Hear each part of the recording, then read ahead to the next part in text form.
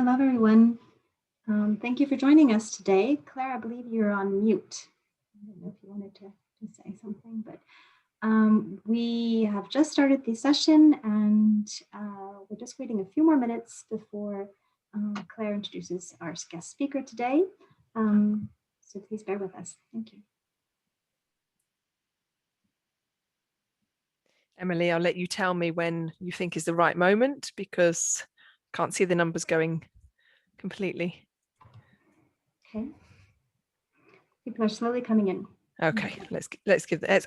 It's 28, so we should wait a moment. We do have a few more minutes. Yep. Yes, feel free to use the chat box to tell us where you're from. Oh, from all over the place. Welcome. Morocco, Ecuador. Oh. Wow. Whoa, whoa, whoa. Malta. So nice to see so many teachers from all over the world.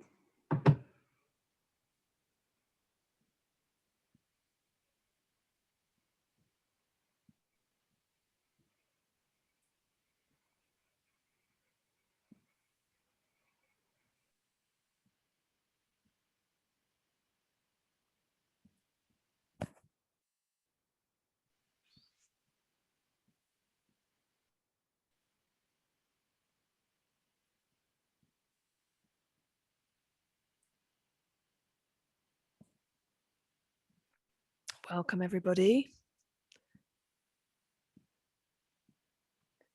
How many have we got now, Emily? Still people coming in. We're at that 574 teachers. So I would still wait a little while considering the number of registrations we've had.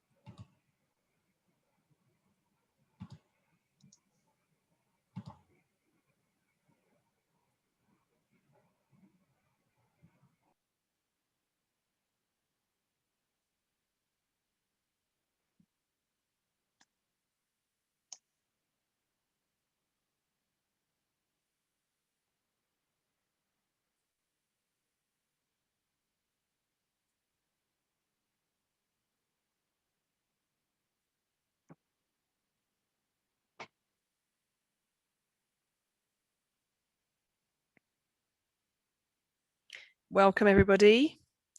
We're just going to give it one more minute before we kick off.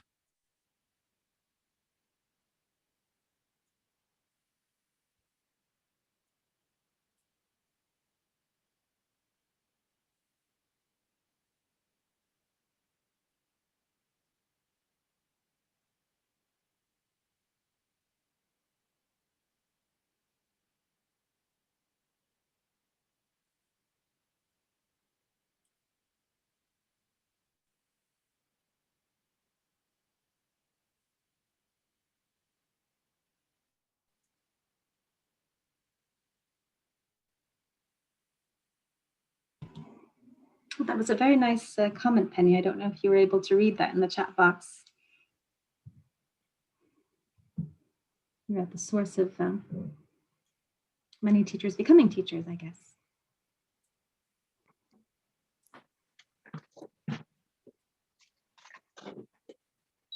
So yes, everybody, you are muted. If you have questions, you can put them in the Q&A box. You can post comments in the chat box, but if you put questions in the Q&A, we will deal with them at the end.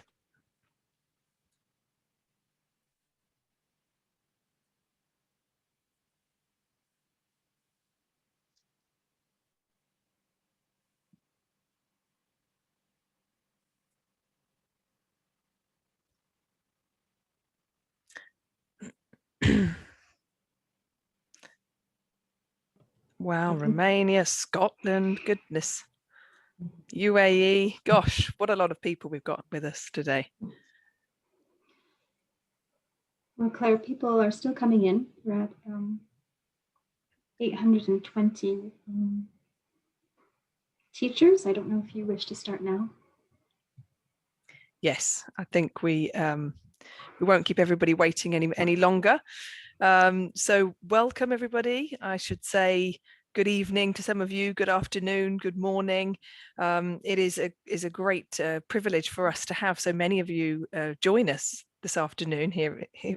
I'm here in Cambridge, and this is the first of 4 webinars that we're running every Wednesday, and the first one will focus on vocabulary today, as you know.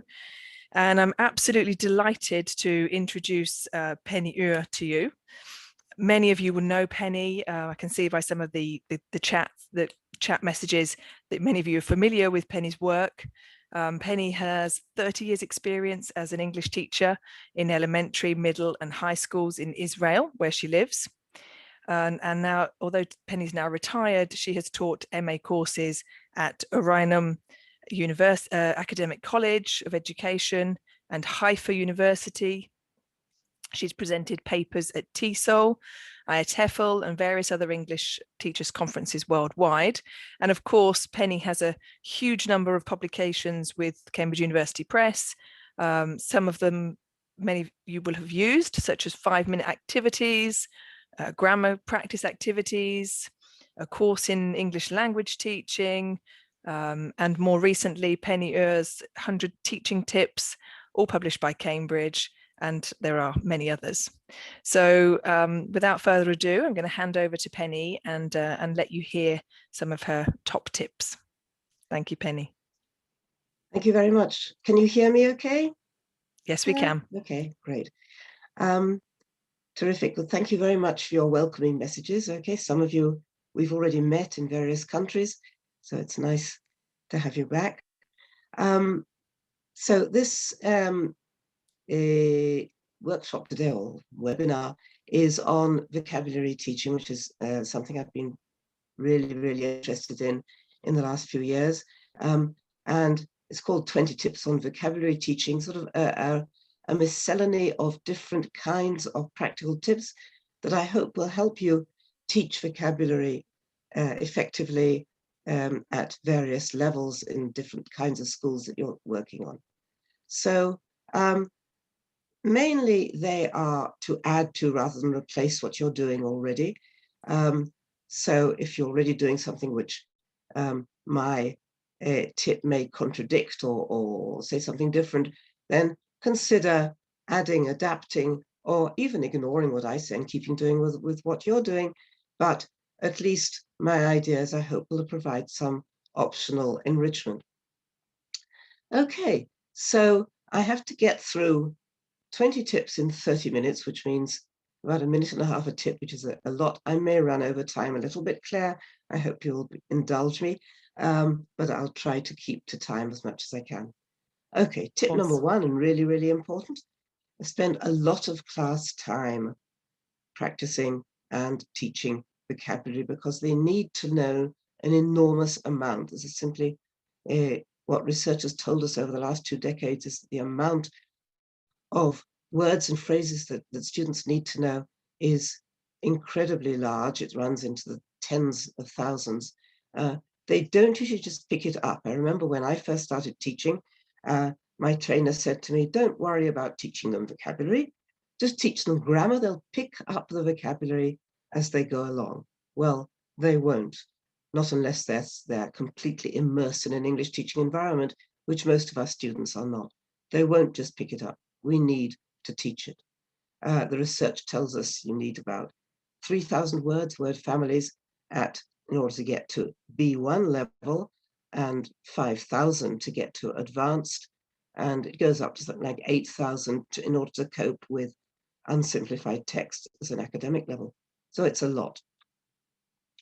And if you do your arithmetic, and those of you who are working in high schools or elementary schools, if your schools teach 30, 40 weeks a year, and most countries they teach English for 8 years, maybe a bit more, then you need to teach at least 11 new words a week to reach 3,000. And if you want to get up to 5,000, then 18 new words. And that doesn't include review, which I'll be talking about later, and multi-word items. So it's an enormous amount, and it's really almost near impossible, but we need to get as close as we can to this sort of target. And I'll be talking about ways in which we can perhaps approach or help our students to reach the maximum number of vocabulary items they're capable of mastering as quickly as possible. This means teaching a lot of vocabulary in lessons and reviewing it. I'll come back to that in a moment. Students don't just pick it up. The research tells us that picking up vocabulary from extensive reading is very slow. On average, they pick up about 1 word per 1,000 read, and our students don't read that amount of English. If they read mostly in mother tongue. How much do your students read in their own language, let alone English? So it's altogether a big challenge. Tip number 2, I said I'd talk about this. The importance is not only to teach new items, but to make sure that they review again and again. Research indicates we need to encounter a word 6 to 16 times. So that's a lot of times. It's not enough just to teach it once or review it once or twice. You need more. Recycle as many times as you can in class. And some useful routines, here's where the practical tip comes in. Remind students at the end of the lesson of vocabulary you taught at the beginning. So it's a good idea to leave it up on the board if you've taught at the beginning, and then come back at the end of the lesson just to jog their memories or to challenge them to translate or to recall what you taught, and start the next lesson by asking to recall what, can you remember the vocabulary we learned last lesson? What was it? Tip 3, teach multi-word items, not just single words. If you ask teachers what is vocabulary, some of the less experienced teachers are likely to say, well, it's words. It isn't just words, it's words and phrases, phrases being multi-word items that are defined by all sorts of definitions in literature, phrases, lexical phrases, chunks, lexical chunks, expressions, etc., etc., etc. And about 10% of the vocabulary students need to know are, in fact, not single words, but phrases of this kind. For example, prepositional phrases like, of course. Now, you couldn't guess the meaning of course, if you know what of means and course means. You need to know it is a global phrase. By the way, same thing. Other kinds of lexical phrases are the phrasal verbs, look after, get on with. Again, you couldn't guess the meaning from analyzing the single words. What's called binomials, words joined by and or, to and fro, now and then, more or less.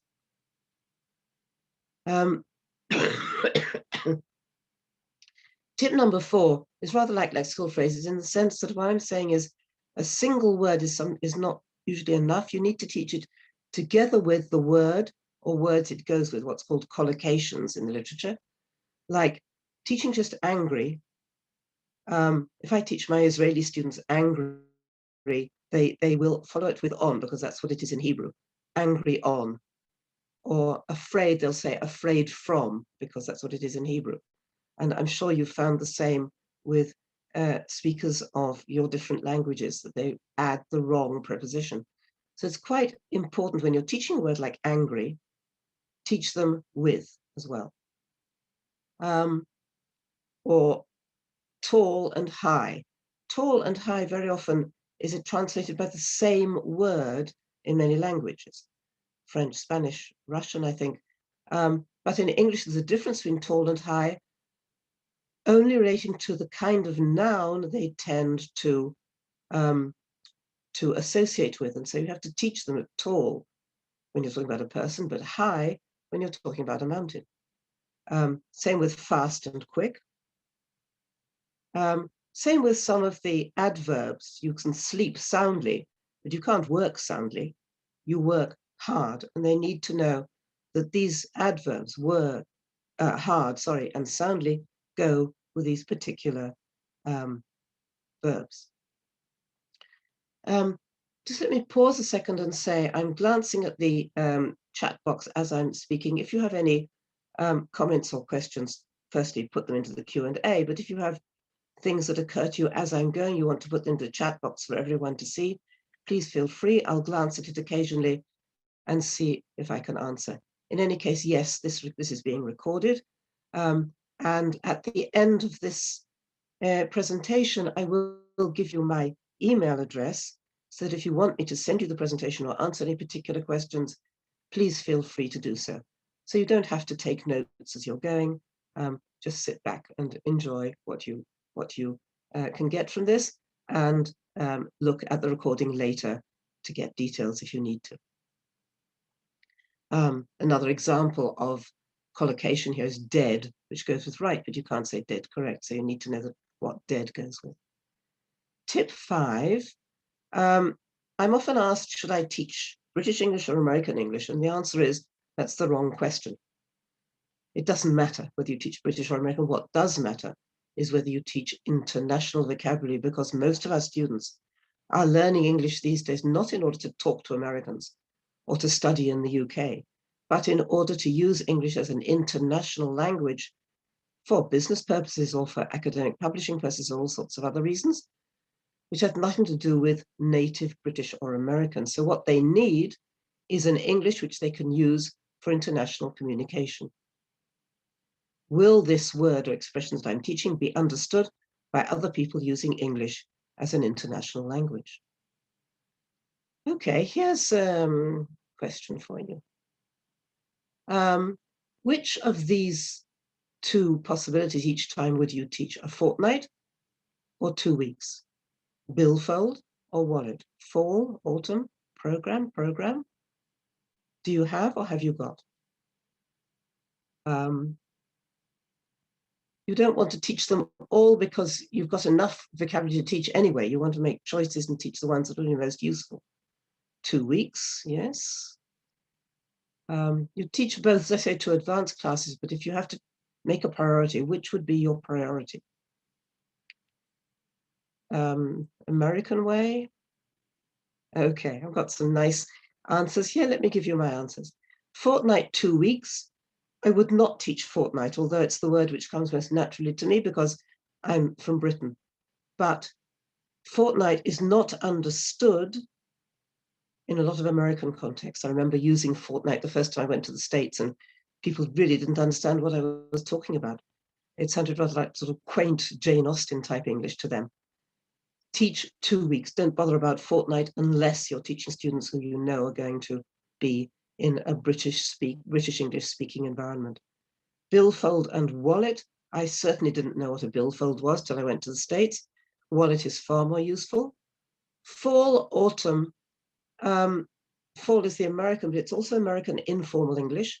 And the Americans also use autumn in more formal contexts. For example, the English teaching journal TESOL Quarterly has 4 issues in the year, right? Winter, spring, summer, and autumn, the autumn issue of TESOL Quarterly, and TESOL is an American publication. So autumn is used in the States in formal contexts, and it's also not ambiguous. Fall is arguably ambiguous, so I wouldn't teach autumn in preference to fall. Program. The spelling, I think, is becoming increasingly American in this case because it's simply simpler and it's less keystrokes if you're typing. Finally, do you have you got? I was surprised to find that even in the modern elementary school books published in England, they teach have you got right from the beginning rather than do you have. Whereas do you have internationally is actually a lot more common and a lot easier because it has a past tense and a future tense, whereas have you got doesn't. So if I have a choice, if my textbook doesn't dictate things for me, I would rather teach the international form. Okay, I prefer teaching British, says Tatiana. Yes, but if you're teaching for international purposes, you need to teach, as I say, the version which is most likely to be internationally acceptable. And therefore, although I too have a bias towards British, obviously, because of my background, I have tended to move on to international versions. A very useful tool here is a corpus of global web-based English, a corpus of English from all over the world, an enormous number, enormous database, and they analyzed by frequency in the different areas of use of English. So if you look, you can put in a term in that little white window at the top there and click on chart. It'll tell you which is more common. So let's have a look at a couple of the articles, the ones I've just shown you.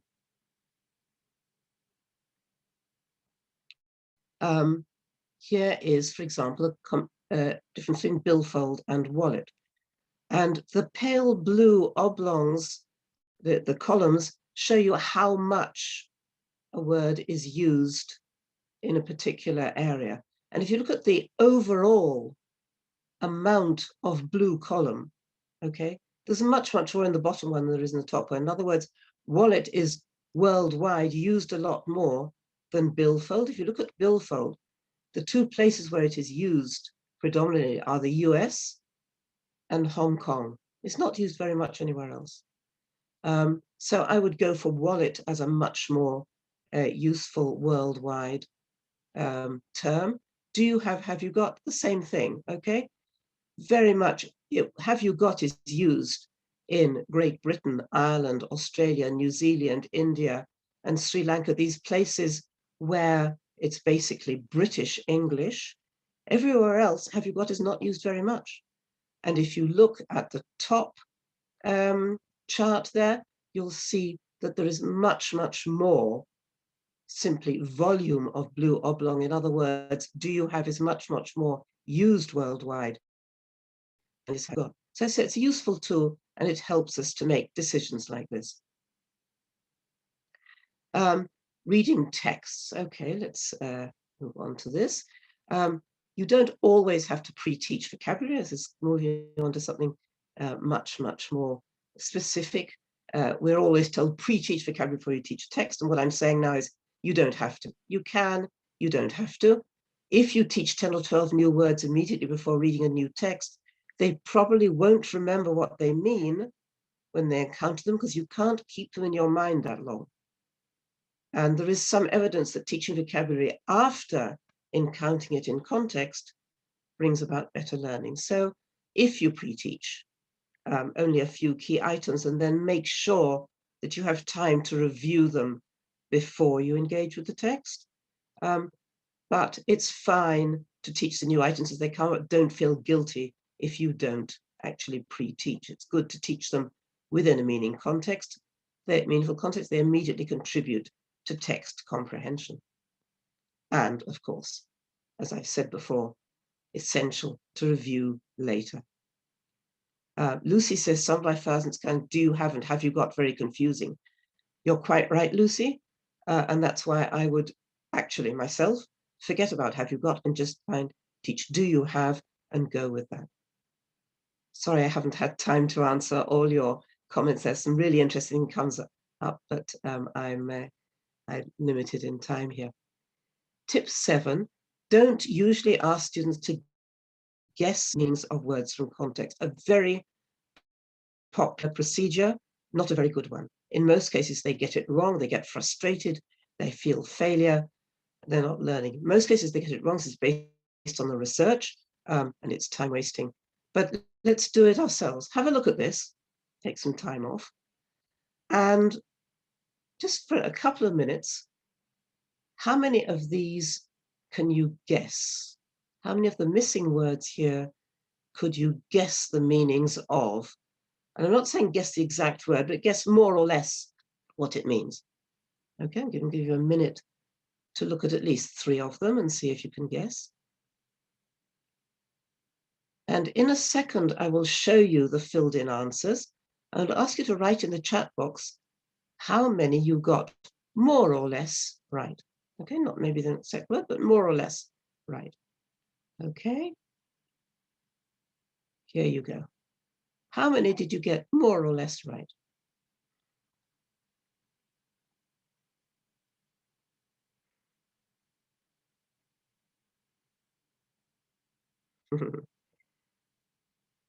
none, 1, 2, 3, gosh, none, 1. Yes, okay. And it's not because you don't know English, and it's not because you're not good guessers, and it's not because you don't know how to infer from context. It is simply because in 90%, not 90%, but well beyond 50% of the cases, in a natural context, the meaning of a word is not, in fact, revealed by the context. So when we ask students to guess a word, we're giving them mission impossible. Guessing from context is not usually very useful. Ask students to guess only if you're fairly sure they can do so successfully. In a minority of cases, it is possible to guess. And where it is possible to guess, of course, ask them to, but only if you're sure that they can, that the context is in fact pregnant. Otherwise, just tell them what the word means and use the time you've saved for review and use in context and so on and so on and so on. Yes, you are told to ask your students to guess from context during your CELTA training. I think that was wrong. So come to grips with your CELTA trainer and argue with them. Text 8. Tip 8, sorry, use profilers to help you decide which vocabulary to teach. And this is a very useful web-based tool where you can feed in a text to any of these, and you don't need to write them down now because either I'll send them to you or you can see from the recording. And you put in your text and it will immediately tell you, here's the text I showed you before. It will reveal to you which are the most common. Okay, in this case, the turquoise colored ones, which are the medium frequency words and which are the infrequent words, which is very helpful when we're coming to teach a text and we want to know what level the text is and which words are most essential to teach.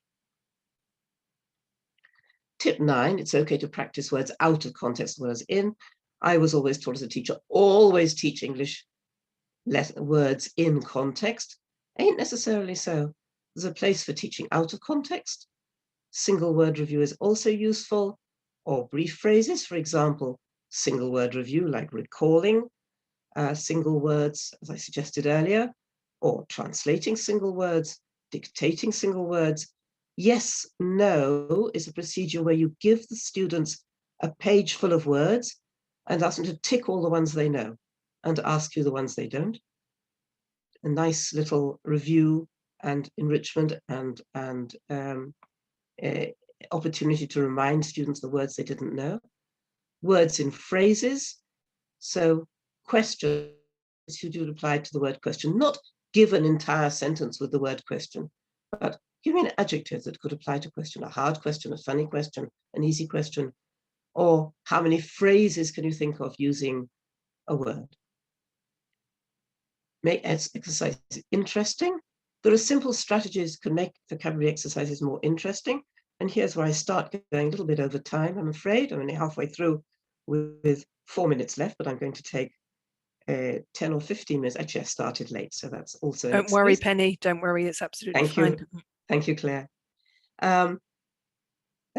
Make exercises interesting. Simple strategy to make vocabulary exercises more interesting. I'm going to give you some examples.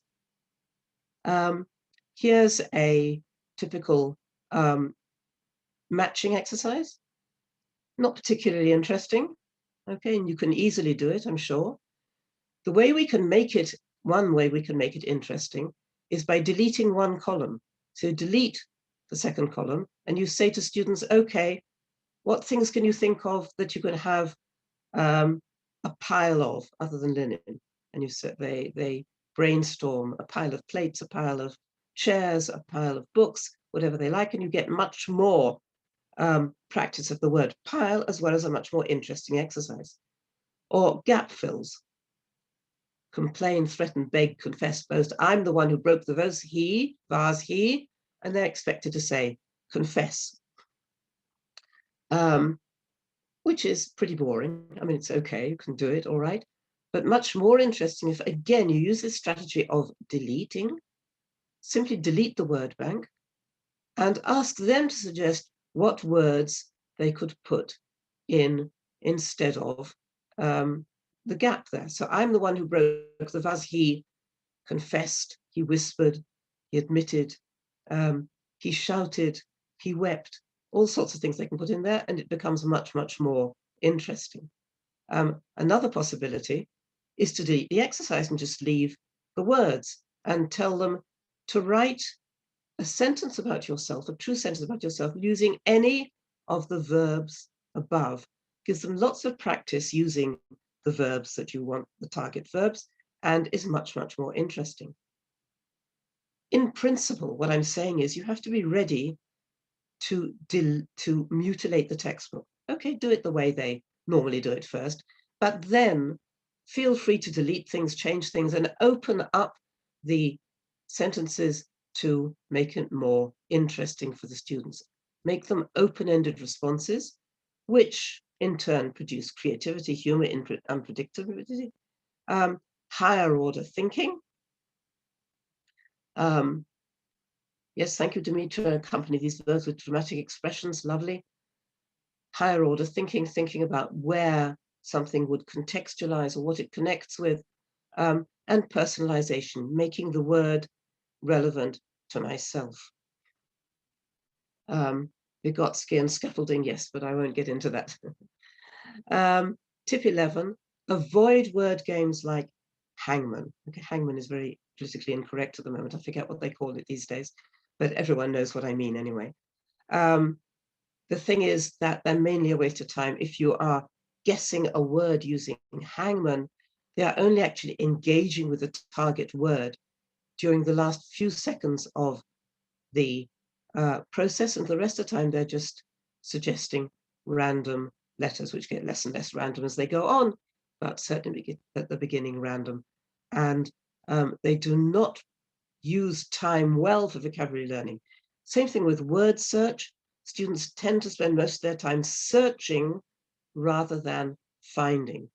And fruitless searching does not produce learning. It's the finding which produces the learning. They're useful as time fillers. I'm not saying never use them, but use them sometimes. And not too often because they don't teach very much. Tip 12, use L1 as well when introducing the meaning of a new vocabulary item. There's lots of ways of introducing vocabulary items. Picture, for example, which gives a lot of impact, but a picture may be ambiguous and not all items can be depicted. Happy, for example, you can introduce using this, but then the students might think it means smile or face or whatever. And you really need to reinforce the picture with a translation, not use the picture. Yes, use the picture because of the impact, but use the translation to make sure they've understood what the picture means. Realia and mime, the same sort of thing. They also may be ambiguous. Synonyms, quicker, but you can use it for higher levels because it means they need a lot of vocabulary and maybe inaccurate. Explanation tends to take a lot of time. Okay, added exposure to English, which is a good thing. But for example, explaining the word disappointed.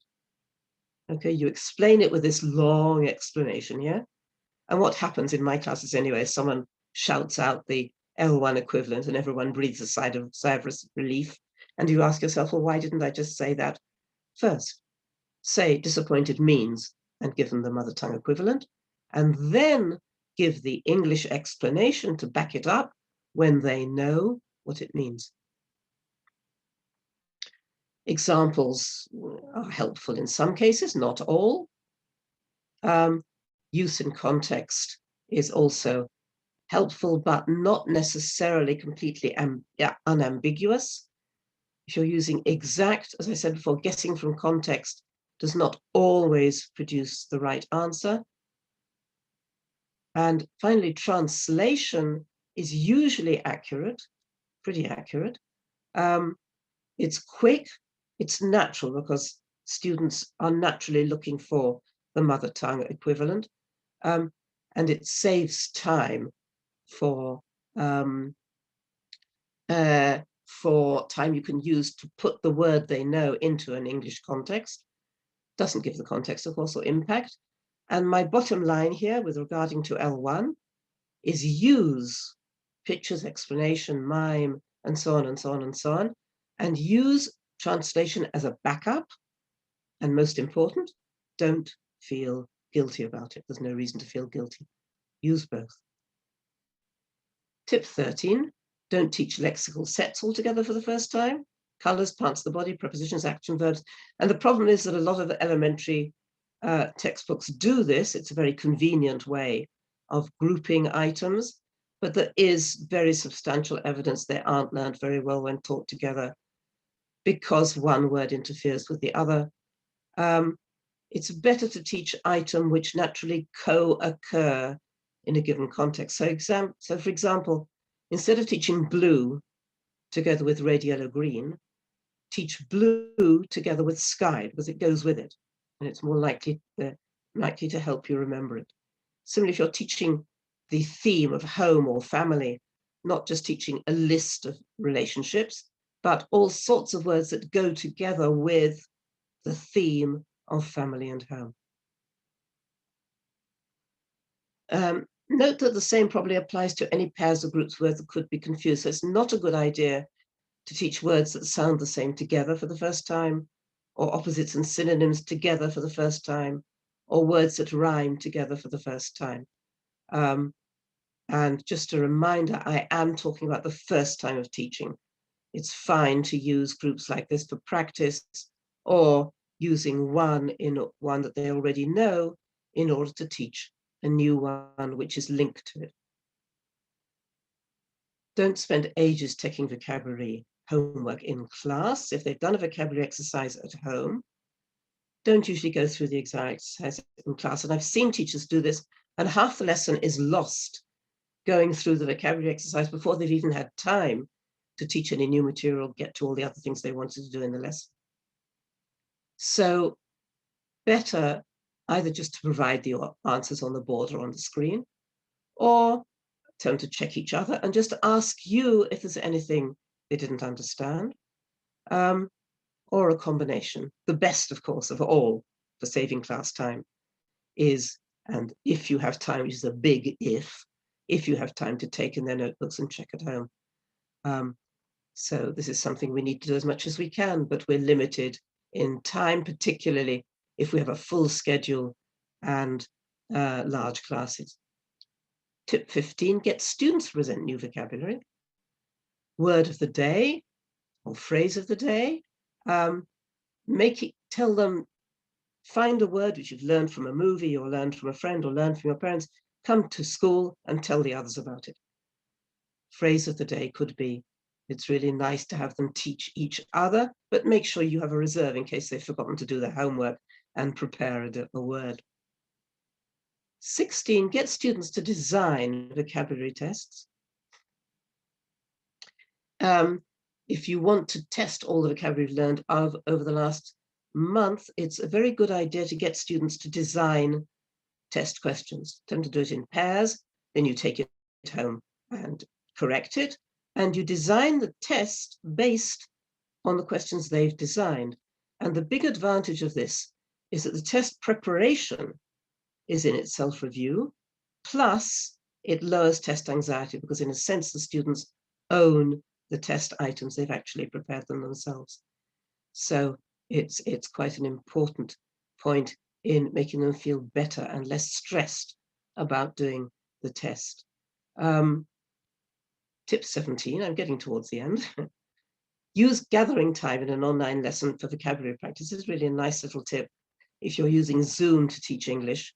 As they enter, tell them to answer a question you deliver orally or show on the share screen or chat box, and read classmates' answers as they appear. For example, how many words can you think of beginning with a letter? And they write up in the chat box as many as they can think of as they are entering the room. Or how many words can you think of ending with? Or how many foods or animals, etc., can you think of? Or what are your favorite? Whatever. What are some things you like doing, hate doing? What can you do with a pen, your hand, a stone?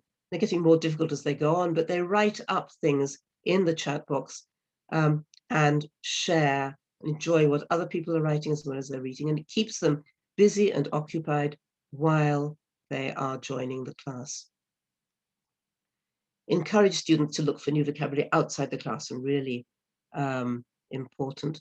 Give homework assignments to read, very important, extensive reading, read easy books they enjoy. Search for new vocabulary in the landscape, the vocabulary landscape, shop signs, road signs, advertisements, whatever. Watch YouTubes, find out things online, which they can only do through English or using English to do so. Tip 19, don't overuse the dictionary. Sometimes teachers send students to look up words during a lesson. I think this is a bit of a waste of lesson time because the teacher is really the best dictionary they have. They need to know how to use a dictionary on their own, but in class, so it's good to teach dictionary skills. In class, if they just need to know the meaning of a new word, you are the best dictionary for them because you know what explanation or translation is most appropriate and what meaning of the word they're looking for. And you are a user-friendly dictionary. And finally, tip 20, and I'm coming back to something I said right at the beginning here, never say never. Tips and ideas that can often help, but they may not be appropriate to you or to the culture of learning or to what your students like or what is done in your situations. So you have to feel free to reject any ideas I've given you which don't happen to suit you, to adapt them, to use them, sometimes yes, sometimes no, to make small changes. But I think on the whole, there are things which I offer them to you because they're obviously things which have helped me in my teaching. They're straight from my own classroom, but you need to be selective and critical. And I hope that you will find enough here within the tips that I've provided in this session to be useful and helpful to you in the future. Never say never. And here, as I promised, is my email. Please feel free to write and ask me questions or respond. Thank you very much. And I apologize for going 10 minutes over time, which I warned you I might, Claire.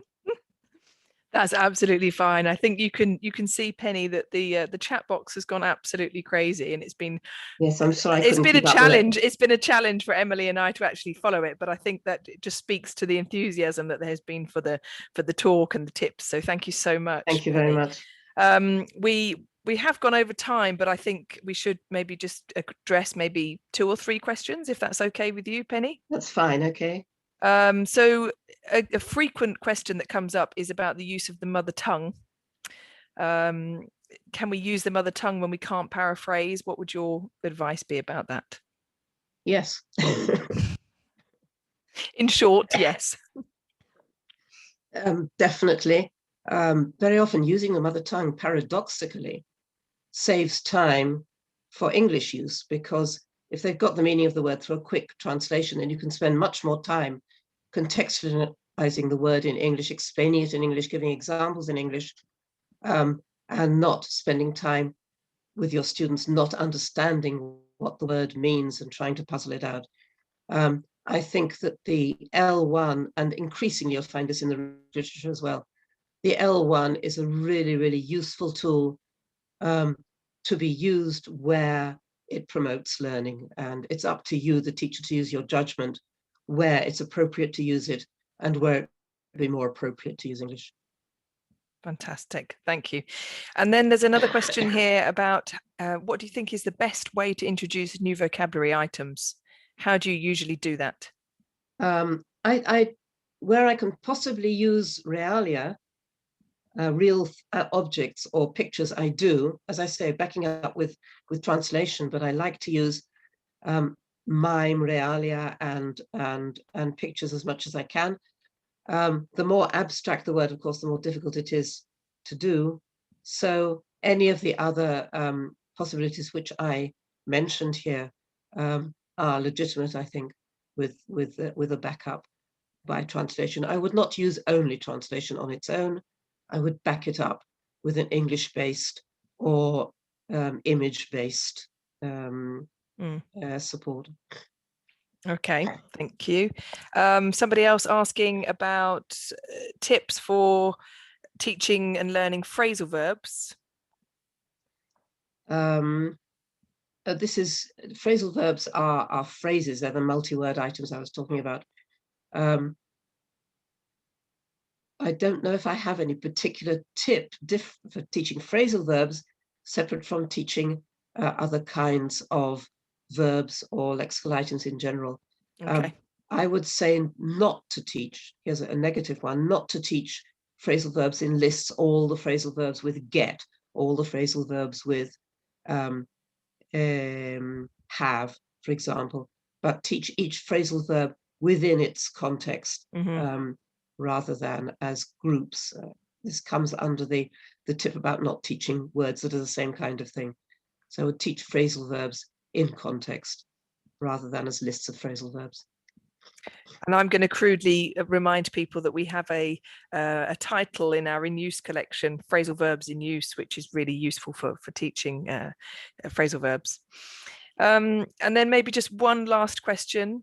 There was a question about teaching dyslexic students and what kinds of exercises are better. I don't know whether you're able to answer that one.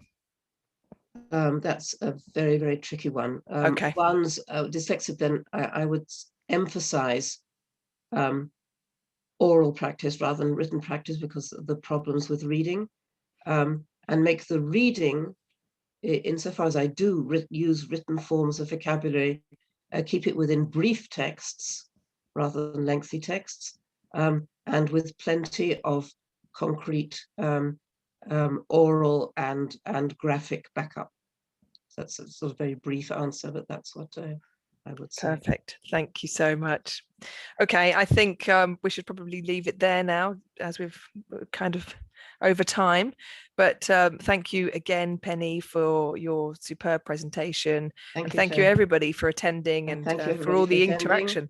And please feel free to use my email to write to me. And you'll see as well that Emily has posted on the screen now the next 3 webinars in this series, which are every Wednesday at the same time for the next 3 weeks. Next week's will focus on pronunciation. So please, if you haven't yet registered, please do feel free to join us. It'd be great to see everybody again. Thank you so much and have a great evening or afternoon or morning. Bye-bye. Thank you. Thank you, Penny. Bye-bye.